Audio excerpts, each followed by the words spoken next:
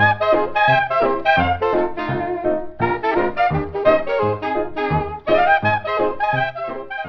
fair number of plants, including food producers, are climbing plants. That obviously means that you need something for them to climb up. You can get specialist contraptions, such as the one pictured, but that would cost about £60. You can also get other devices that help you to create a wigwam out of canes. But virtually all of these contain plastic. So what do you do if you don't want plastic? You can get a jute trellis netting that would attach to a frame. Jute is made from plant fibre and is biodegradable. When it's made into a fabric it's called hessian, or in the US, burlap. I'm Chris Hurst, and this is The Wise Woman's Garden.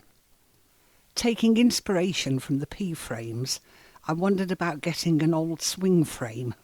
But the only one I could find advertised was for £60, and with the cost of the jute netting as well, it would have put it to well over £100.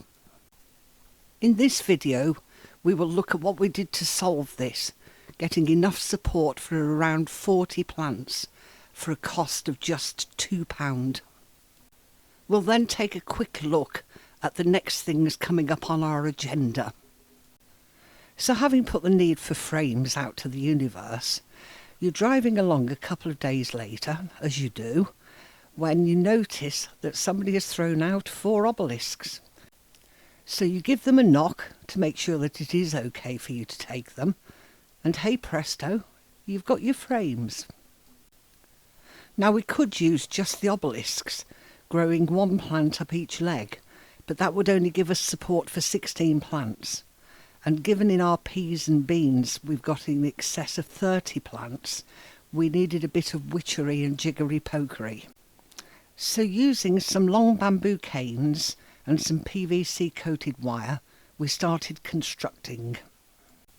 The basic idea was to use 4 bamboo canes to connect 2 obelisks together. By running the bamboo canes horizontally between the obelisks, we could end up with quite a wide framework.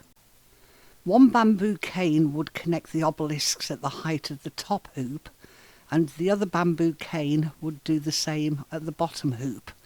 This would then be repeated on the other side of the obelisks. Wherever the bamboo canes crossed the obelisk framework, we secured it tightly using the coated wire, thinking logically that this would be easier to do working at ground level.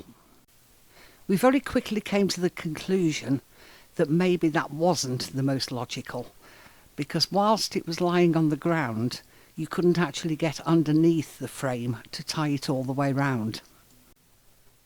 Having stood the obelisks upright, we started over and securely tied the top cane to the 2 points at each side where they crossed the obelisk top hoop.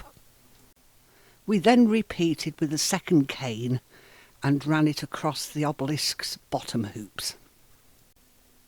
We then did exactly the same thing on the other side of the pair of obelisks, so that each pair has 4 canes connecting them. Each junction is securely tied using the coated wire, which is wrapped in a figure of 8. The wire is secured tightly at the end using pliers, and when you've finished, smile. You end up with a contraption that looks like this.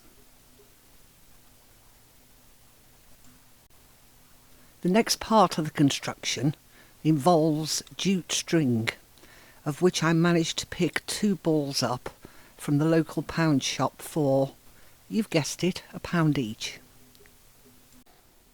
Leaving enough string at the bottom to secure into the ground, wrap it around the bottom pole several times before running up to the top pole.